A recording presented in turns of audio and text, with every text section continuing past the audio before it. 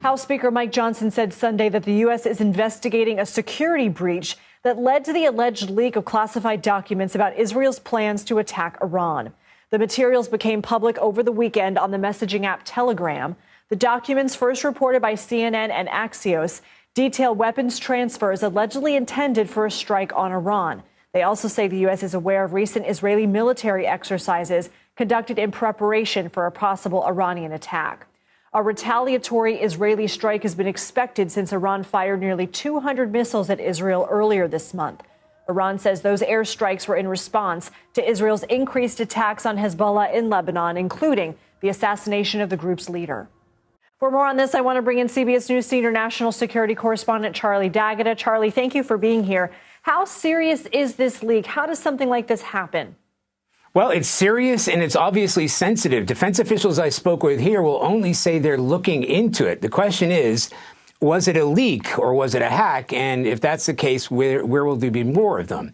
It first popped up over the weekend on that text app that you said that had previously posted pro-Iranian content. Now, they first said it came from a whistleblower at the Department of Defense after saying it was originally a leak from U.S. intelligence.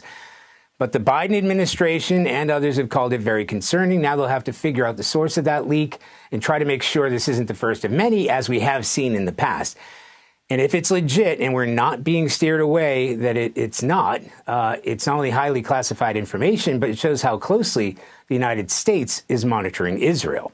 So how does this affect how and when Israel might strike at Iran? Well, there's not a lot here. I've got the 2 pages. That's a big giveaway, or necessarily compromises Israeli forces.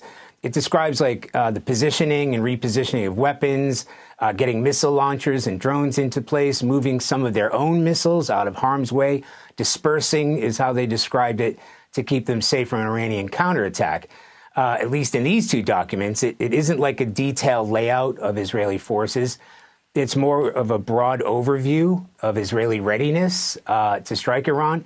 It is recent. It was October 15th and 16th, according to these documents. But for us, it's telling us what we've been told and reporting for several days now, that Israel is and has been in position to launch a significant attack on Iran in retaliation for that Iranian bombardment on October 1st. Are there any indications Israel could use nuclear weapons against Iran?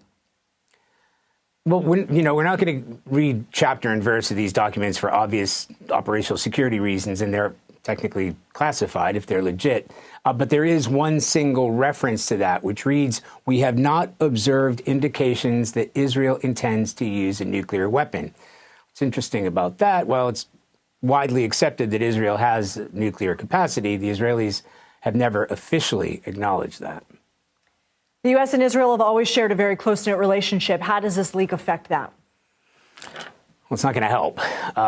It shouldn't be much of a surprise that the United States has been using its vast surveillance and intelligence capabilities to get a handle of what's going on in the country and outside the country, first and foremost. And we're told that all the time. This is all about the protection of tens of thousands of U.S. forces across the region.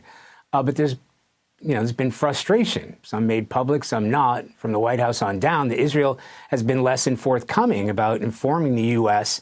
of major operations, like killing Hezbollah leader Hussein Nasrallah. The Israeli defense minister was informing the U.S. defense secretary of that operation while it was underway. He was on the phone to him. So the U.S. has sent considerable weapons to the area to defend Israel, including that new THAAD missile defense system. And, let's face it, a major strike in Iran has the potential to draw U.S. forces closer into this fight. What are you watching for in the next few days? I think we'll look for movement. What we have been told, and we've been asking pretty much on the hour, is it going to happen now? Is it going to happen? And events kind of got in the way, including, the killing of Sinwar last week. But as I said, I just need to nail down the fact that those Israeli weapons, to launch an attack like the kind that we're expecting, the scale of the attack in terms of drones, in terms of missiles, in terms of their own self-defense, is already set to go, just waiting to pull a trigger. But, we're told that may not be that far away. Charlie D'Agata at the Pentagon, thank you.